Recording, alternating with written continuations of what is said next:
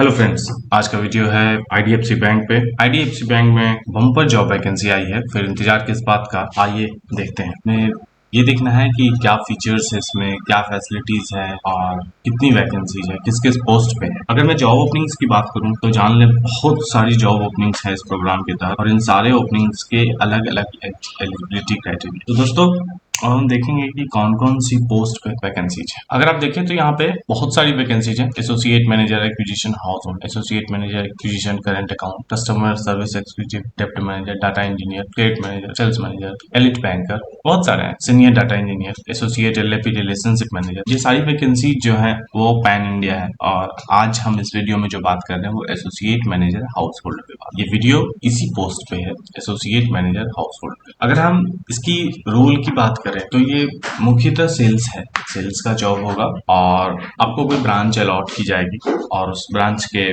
Near by areas में जो है आप अपना सेल्स का जो है वो काम आप करिएगा।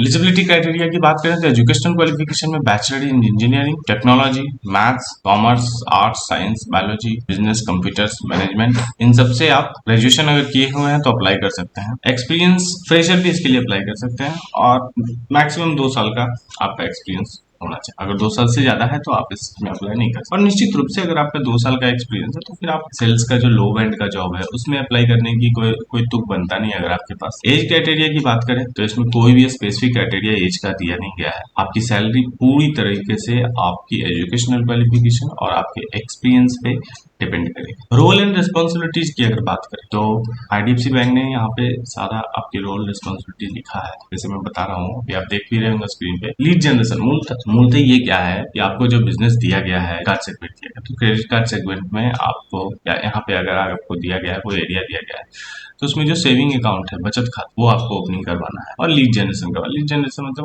और भी बहुत सारे क्रेडिट कार्ड के लीड आपने जनरेट किया, करंट अकाउंट के लिए लीड जनरेट किया। सेकेंड है संरचना, उत्पाद और खंड मिश्रण के संदर्भ में ग्राहक अधिग्रहण की उच्च गुणवत्ता, मतलब कि जो कस्टमर है अच्छे हाई क्वालिटी कस्टमर आपको लाना, ये बोल रहा है। तीसरा है डिजिटल प्लेटफॉर्म पे ग्राहकों को शामिल करना और सक्रिय करना, मतलब डिजिटल प्रोडक्ट्स की अवेयरनेस भी होनी चाहिए और आपको, और डिजिटल प्रोडक्ट्स को आपको भी कस्टमर्स को बताना।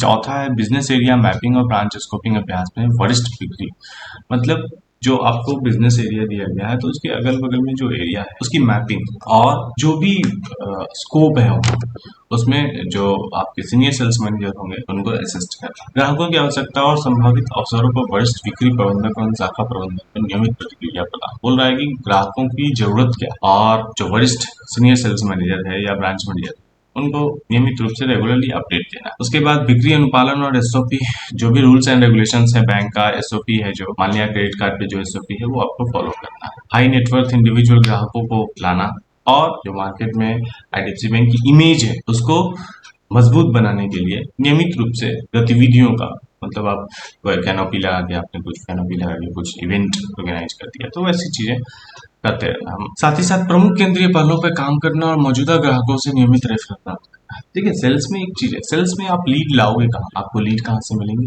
आपके पुराने कस्टमर से।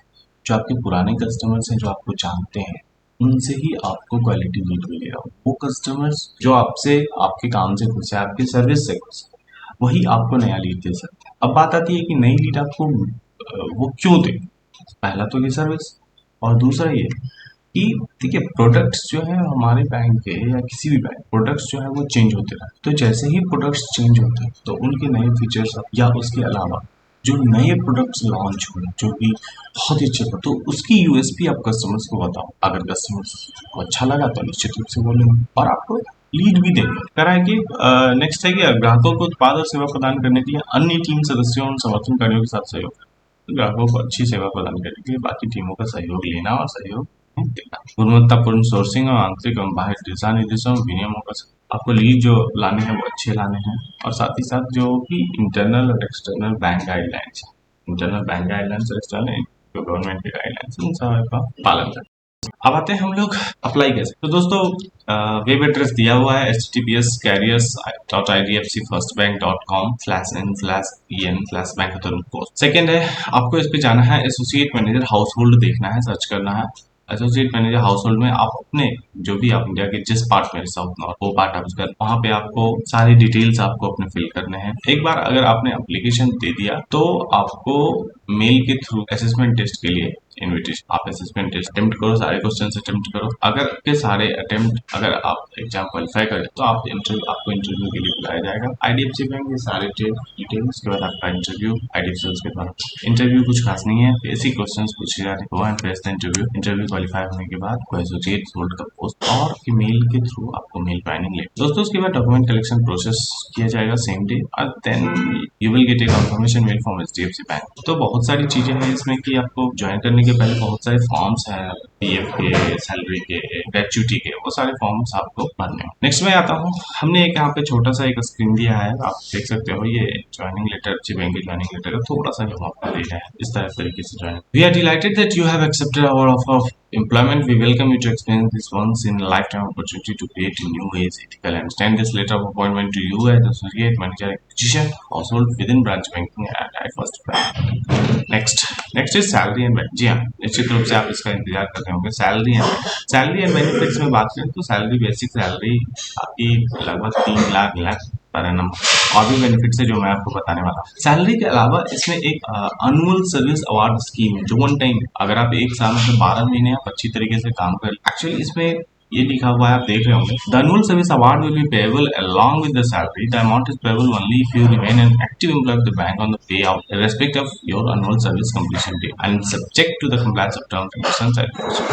बोला कि अगर 12 महीने आप काम और जिस दिन ये पैसा मिलने वाला है, तो जिस दिन भी वो पे आउट डेट हो उस दिन अगर आप सर्विस में हो तो ये आपको पूरे के पूरे 1 लाख बैंक आपको एक तरह से आप मानो ये incentive annual service award scheme के तहत मिलेगा, और ये वन टाइम इसके बाद, ठीक है। इसके अलावा बैंक में आपको पता है बैंक के स्टाफ को बहुत ही कम लोन फैसिलिटीज मिलती है। आप देख रहे होंगे एजुकेशन लोन दो बच्चे के लिए, होम लोन भी 5% पे, साथ में साथ टॉपअप ओडी अगर आपको लेना है हाउस लोन ले रहे हैं तो 5.5, कार लोन 7, ये सारी चीजें हैं। पर्सनल लोन 9% पे, जो अभी आपको मार्केट में 13-14%। दोस्तों अगला है सैलरी एंड बेनिफिट्स में, आगे हम देखते हैं इंश्योरेंस फैसिलिटी। आपको इंश्योरेंस फैसिलिटीज क्या दे, तो group mediclaim hospitalisation coverage policy 2.5 lakh की आपको मिल रही है। Group term life insurance policy जो आपसे लगती है, ग्रुप एक्सीडेंट इंश्योरेंस पॉलिसी जो आपको है 12,32,000।